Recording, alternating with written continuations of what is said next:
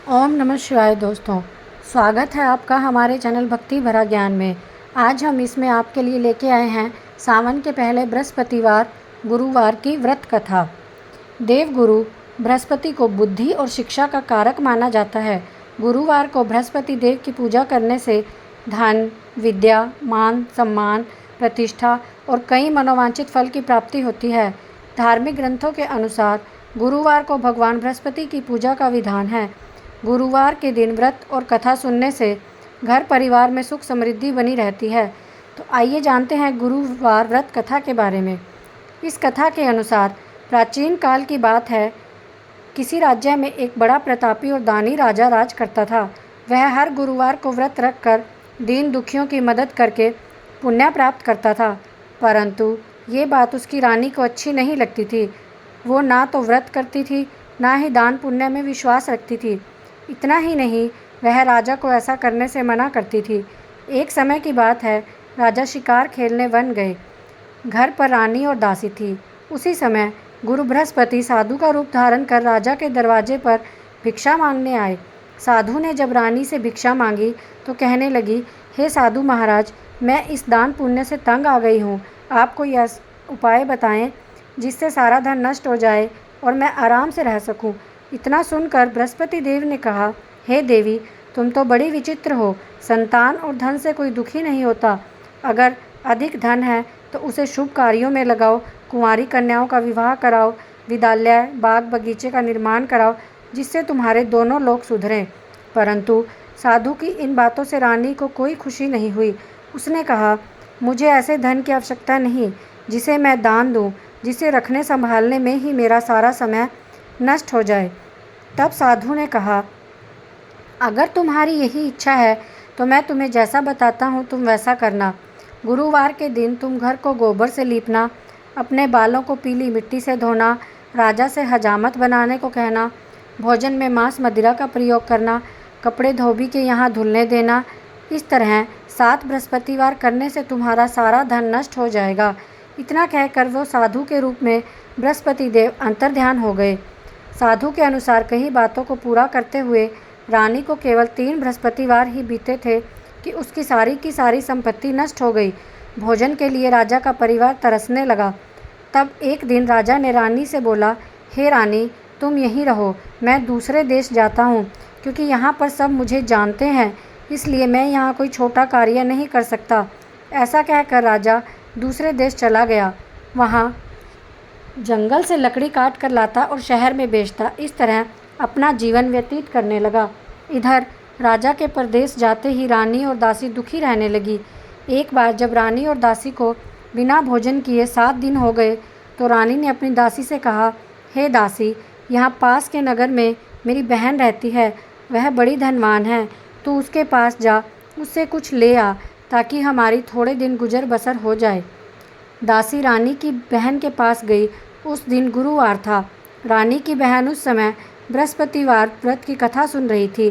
दासी ने रानी की बहन को अपनी रानी का संदेश दिया, लेकिन रानी ने बड़ी बहन को कोई उत्तर नहीं दिया। जब दासी को रानी की बहन से कोई उत्तर नहीं मिला तो वह बहुत दुखी हुई और उसे क्रोध भी आया। दासी ने वापस आकर रानी को सारी बात बता दी। ये सुनकर रानी ने अपने भाग्य को कोसा। उधर रानी की बहन ने सोचा कि मेरी बहन की दासी आई थी, परंतु मैं उससे नहीं बोली, इससे वह बहुत दुखी हुई होगी। कथा सुनकर और पूजा समाप्त करके वह अपनी बहन के घर आई और कहने लगी, हे बहन, मैं बृहस्पतिवार का व्रत कर रही थी। तुम्हारी दासी मेरे घर आई थी, परंतु जब तक कथा होती है तब तक ना तो उठते हैं और ना ही बोलते हैं, इसलिए मैं ना बोली। बताओ दासी क्यों आई थी?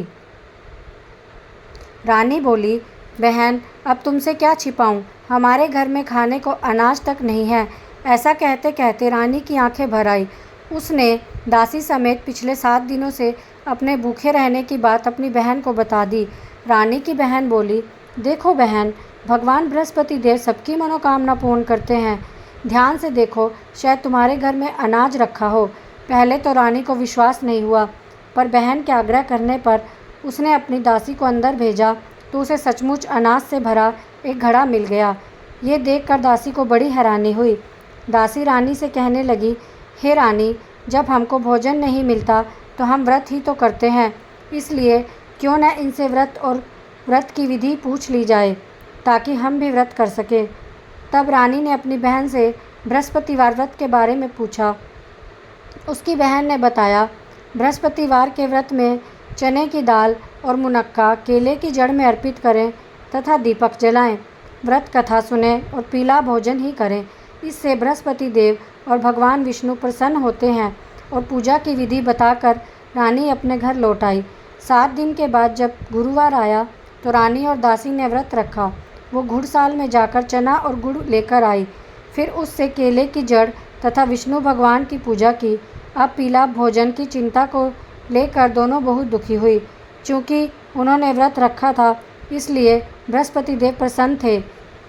वह एक साधारण व्यक्ति का रूप धारण कर 2 थालों में पीला भोजन दासी को दे गए।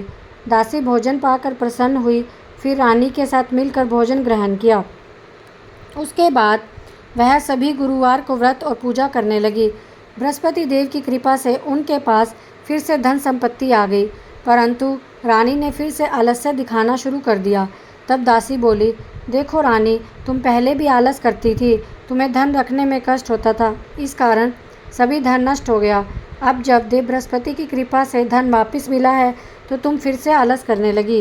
रानी को समझाते हुए दासी कहती है, बड़ी मुसीबतों से हमने ये धन पाया है, इसलिए हमें दान पुण्य करना चाहिए, भूखों को भोजन कराना चाहिए, धन को शुभ कार्यों में खर्च करना चाहिए। इससे तुम्हारे कुल का यश बढ़ेगा, स्वर्ग की प्राप्ति होगी, पितृ प्रसन्न होंगे। दासी की बात मानकर रानी ने अपना धन शुभ कार्यों में खर्च करना शुरू कर दिया, जिससे पूरे नगर में उसका यश बढ़ने लगा। बृहस्पतिवार व्रत कथा के बाद श्रद्धा के साथ आरती की जानी चाहिए। इसके बाद प्रसाद बांटकर उसे ग्रहण करना चाहिए। जय बृहस्पति देव। दोस्तों, आप मेरे इस चैनल को ज़्यादा से ज़्यादा दोस्तों के साथ शेयर कीजिए, सब्सक्राइब करवाइए और इसमें आने वाली हर कथा का श्रवण कीजिए। ओम नमः शिवाय।